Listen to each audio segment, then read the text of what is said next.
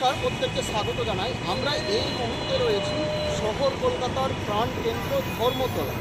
আচ্ছা, অন্যতম একটা মঞ্চ হচ্ছে, দেখুন জুনিয়র ডাক্তাররা আবার কিন্তু করতে নেমেছে। তার কারণ যারা তিলোত্তমাকে ধর্ষণ করেছে, আরজি করে 4th ফ্লোরে যে সমস্ত ধর্ষকরা বা যে সমস্ত সাহায্যকারী এই ধর্ষণ করেছে বা যারা ধর্ষণ করতে সাহায্য করছে বা যারা তথ্য লোপাট করেছে, তারা তার জন্য আবার নতুন করে দেখুন, এর আগে তো আমরা বহু আন্দোলন দেখেছি, বহু রাত জাগো, অনেক কিছু দেখেছি গোটা বিশ্ব জুড়ে। কিন্তু আজকের যেটা আন্দোলন বা এদের যে আন্দোলন, এই মুহূর্তে বা অবস্থান বিক্ষোভ একেবারে অন্যরকম, ভিন্ন প্রকৃতির একটা বিক্ষোভ বা অবস্থান বলছে। দেখুন, এদের মূলত এবার সিবিআইয়ের উপর আক্ষেপ প্রকাশ করেছে।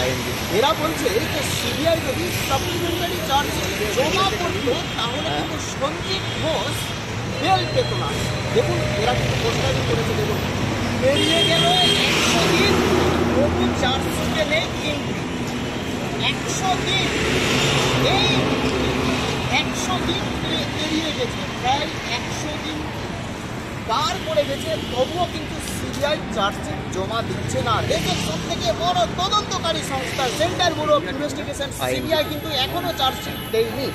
তার দরুন কিন্তু সঞ্জীব ঘোষ কিন্তু জামিন পেয়ে গেছে। এই যে দেখুন, 100 দিন পেরিয়ে গেছে, তবুও কিন্তু সিবিআই চার্জশিট জমা দেয়নি।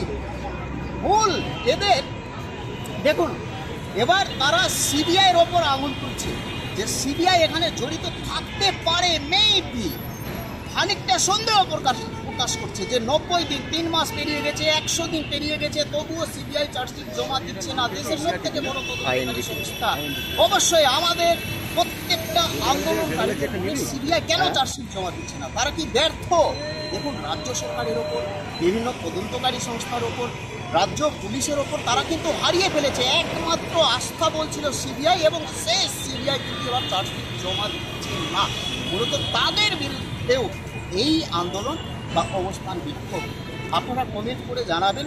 এবং আরেকটি বড় প্রশ্ন, অনেকে বলছে যে দেখুন এই মঞ্চ ফাঁকা, অনেকে বলছে এই মঞ্চ ফাঁকা। আমি ক্যামেরা পার্সনকে বলবো মঞ্চটা দেখাতে। দেখুন, ফাঁকা মঞ্চ, কোনো জুনিয়র ডাক্তার নেই। হ্যাঁ, যারা পলিটিশিয়ান রয়েছে, যারা রাজনীতি করে, তারা বলছে যে এদের পাশে কেউ নেই।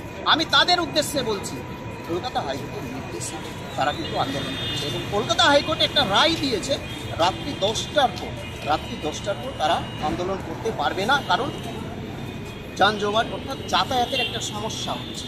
এই জন্য কলকাতা হাইকোর্ট একটা নির্দিষ্ট সময় বেঁধে দিয়েছে যে রাত্রি 10টার পর তারা কিন্তু আন্দোলন করতে পারবে না। সেই জন্য এই মুহূর্তে তারা নেই। আবার কালকে অর্থাৎ সকাল 10টা থেকে রাত্রি 10টা পর্যন্ত আপনারা প্রত্যেকে এসে দেখবেন প্রচুর ভিড়ভাড়, প্রচুর সমর্থক, এবং এই মুহূর্তে এই কারণে ফাঁকা রয়েছে যেটা কলকাতা হাইকোর্টের নির্দেশ, এবং কলকাতা হাইকোর্টের নির্দেশ পালন করে তারা কিন্তু আন্দোলন করছে।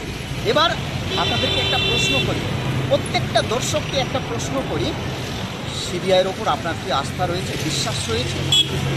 যারা ধর্ষণ করেছে মেয়েটিকে, সেই ধর্ষককে বা যারা ধর্ষণ করতে সাহায্য করেছে বা যারা তথ্য লোপাট করেছে, তারা কি শাস্তি পাবে? অভয়া বা তিলোত্তমা বিচার পাবে? সিবিআই কি তাদেরকে ধরতে পারবে? কমেন্ট করে জানাবেন। নতুন হয়ে থাকলে চ্যানেলটিকে সাবস্ক্রাইব করে দেবেন। ভালো থাকবেন, সুস্থ থাকবেন। জয় হিন্দ, বন্দে মাতরম।